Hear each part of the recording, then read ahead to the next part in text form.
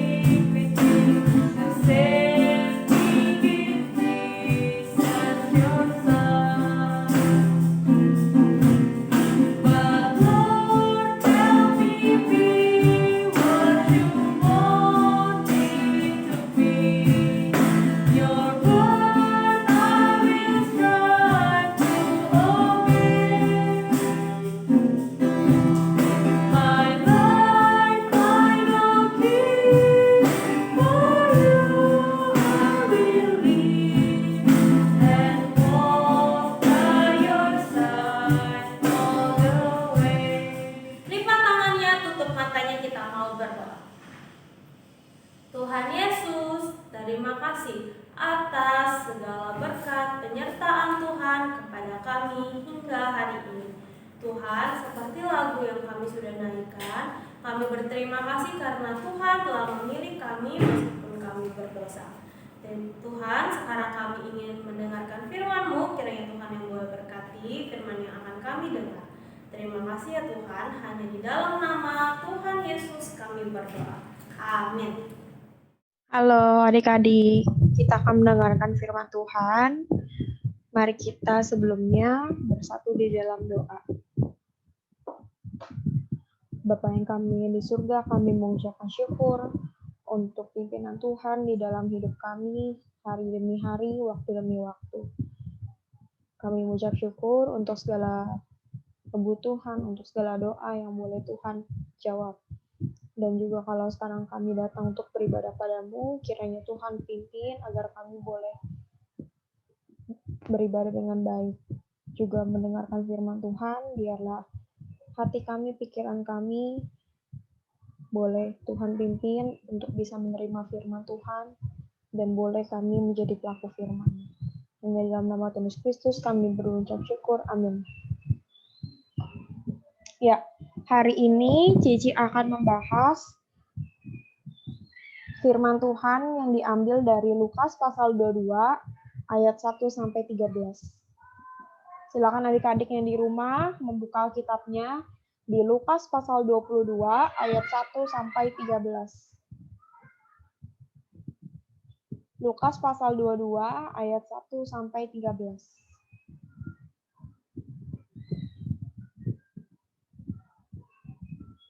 Sekitar 2 minggu lagi kita akan memperingati hari Jumat Agung ya. Kita akan bahas terus firman Tuhan tentang Jumat Agung. Silakan adik-adik buka dari kitab Lukas pasal 22 ayat 1 sampai 13. Kalau sudah, mari kita baca untuk ayat 1 dan yang kedua.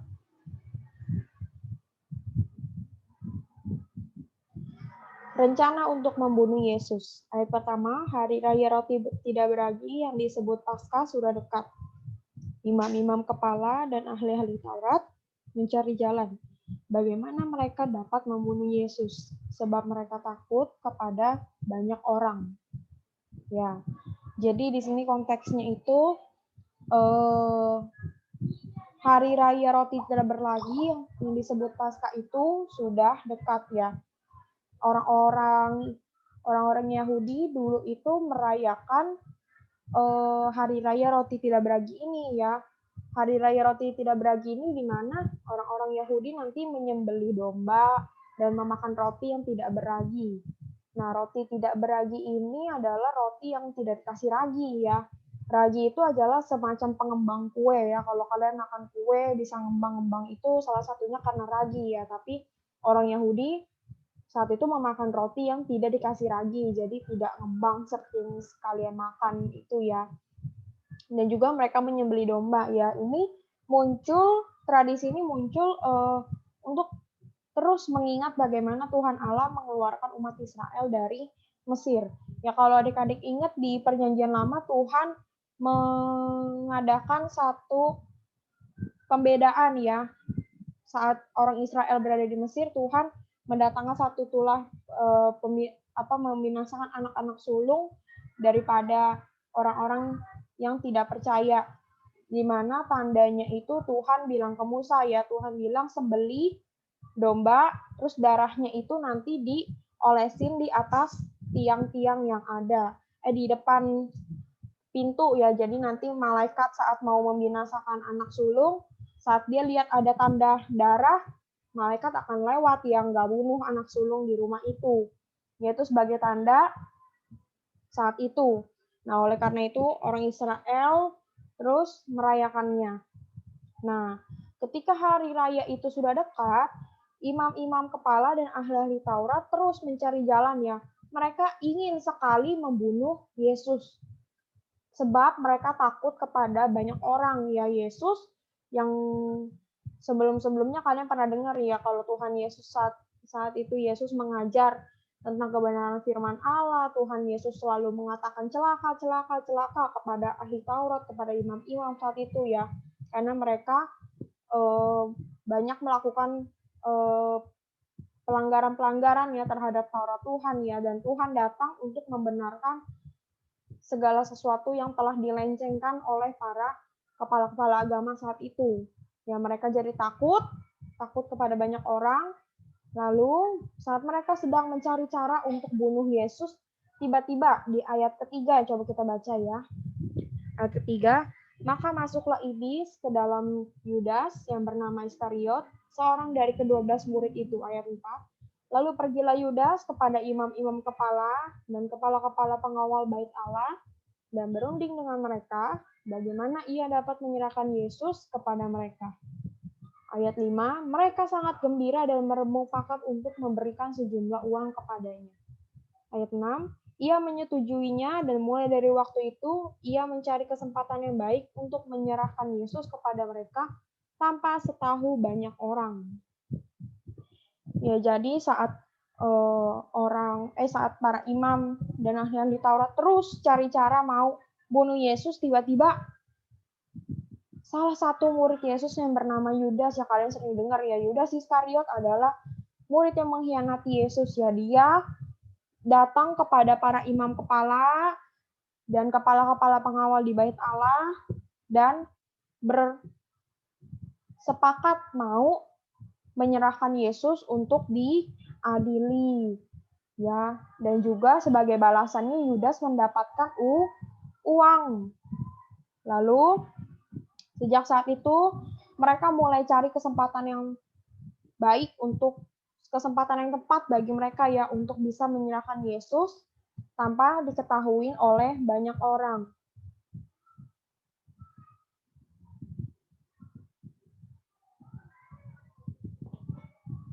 Lalu selanjutnya di ayat yang ke-7, maka tibalah hari raya roti tidak beragi, yaitu hari di mana orang harus menyembelih domba Paskah. Ayat 8, lalu Yesus menyuruh Petrus dan Yohanes katanya, pergi, persiapkanlah perjamuan Paskah bagi kita supaya kita makan. Lalu kata mereka kepadanya, di manakah engkau kehendaki kami mempersiapkannya? Jawabnya, apabila kamu masuk ke dalam kota, kamu akan bertemu dengan seorang yang membawa kendi berisi air. Ikutilah dia ke dalam rumah yang dimasukinya, dan katakanlah kepada tuan rumah itu, guru bertanya kepadamu, di manakah ruangan tempat aku bersama-sama dengan murid-muridku akan makan Paskah? Ayat ke-12, lalu orang itu akan menunjukkan kepadamu sebuah ruangan atas yang besar yang sudah lengkap, disitulah kamu harus mempersiapkannya. Maka berangkatlah mereka dan mereka mendapati semua seperti yang dikatakan Yesus kepada mereka. Lalu mereka mempersiapkan Paskah. Ya, lalu maka tibalah hari raya roti tidak beragi itu ya, di mana orang-orang harus sembelih domba Paskah seperti yang tadi sudah ceritain ya.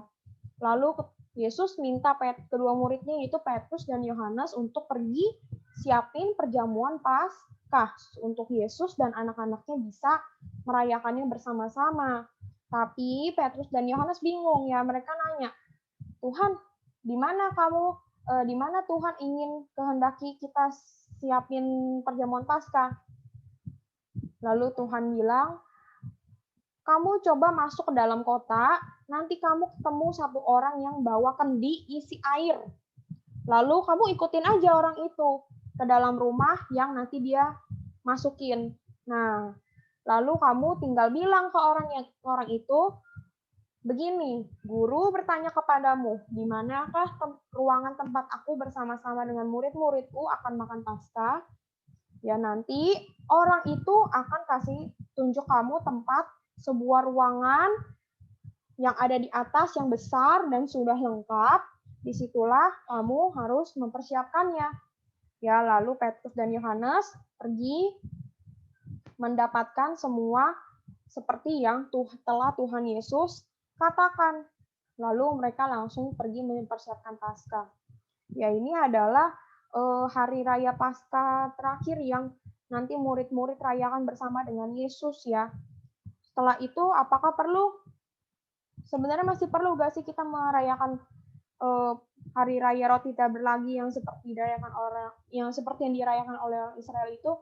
Ya, sampai sekarang kita tidak melakukannya ya, kita tidak menyembelih domba terus ya, karena kita sudah mendapatkan domba Paskah yang sejati.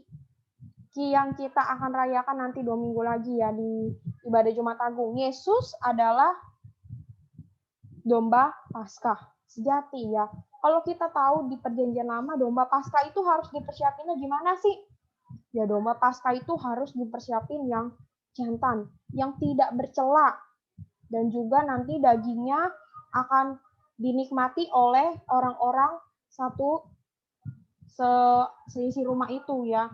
Nah, Tuhan Yesus adalah domba Paskah sejati itu. Yaitu siapa yang melihat kepada domba Paskah itu, yaitu Yesus, akan beroleh keselamatan. Seperti orang Israel yang ada di Mesir yang dulu ya. Mereka pakai darah domba sebagai tanda supaya mereka bisa diselamatkan. Ya kalau sekarang di Perjanjian Baru kita melihat Yesus sebagai satu yang menyediakan suatu penebusan bagi kita. Tapi bedanya kalau orang Israel mau dibebasin dari penjajahan yang ada di Mesir, kalau kita dibebaskan dari penjajahan apa? Kita saat ini sedang melawan apa? Sedang berperang dengan apa sih? Apakah berperang dengan teman? Berperang dalam game? Bukan ya. Kita sedang berperang melawan dosa. Ya, Tuhan Yesus yang telah mampukan kita untuk bisa melawan dosa melalui darah-Nya. Kalau Tuhan Yesus tidak mati di kayu salib, kalau tidak ada darah Tuhan Yesus yang mengalir untuk kita, kita masih hidup di dalam dosa. Kita nggak mampu lawan dosa ya. Kita pasti akan selalu tunduk ketika harus terus melakukan dosa. Tapi sekarang kita ini punya kuasa untuk melawan dosa. Kita bisa melawan dosa itu karena Tuhan Yesus yang telah lebih dahulu memperdekakan kita. Ya, oleh karena itu, jangan sia-siakan darah Tuhan Yesus yang telah tercurah untuk kita. Orang-orang yang percaya kepadanya. Darah Yesus jangan sampai darah Yesus terbuang sia-sia begitu saja dengan kita terus hidup dalam dosa. Terus lakuin dosa. Senangnya lakuin dosa daripada lakuin firman Tuhan ya. Coba kalian bayangkan ya betapa hancurnya hati Tuhan ya ketika dia ada di atas kayu salib ya. Orang banyak mencemooh dia dan terlebih lagi Tuhan Yesus akan berpisah sebentar ya dengan Bapa yang di surga. Itu adalah salah satu hal yang paling Tuhan Yesus takuti ya. Tuhan Yesus lalui itu semua untuk kita semua. Biarlah kita semua boleh menghormati darah Yesus, mempergunakan keselamatan kita dengan baik, dengan hidup kudus di hadapan Allah, dengan terus berusaha untuk hidup memuliakan Tuhan di dalam hidup kita. Biarlah hidup kita bisa menjadi kesaksian bagi orang lain bahwa Tuhan Yesus itu adalah Allah yang hidup, Allah yang berkuasa di dalam hidup kita. Ya, adik-adik, mari kita bersatu di dalam doa. Bapa yang kami di surga, kami mengucapkan syukur untuk Tuhan Yesus Kristus yang telah menyerahkan dirinya mati di atas kayu salib bagi kami, anak-anak-Nya. Siapakah kami ini ya Tuhan? Kami adalah yang tadinya adalah seteru Tuhan, tapi Tuhan berkenan menyelamatkan kami dengan kasih Tuhan yang begitu besar. Oleh karena itu ya Tuhan, tolonglah kami anak-anak-Mu untuk boleh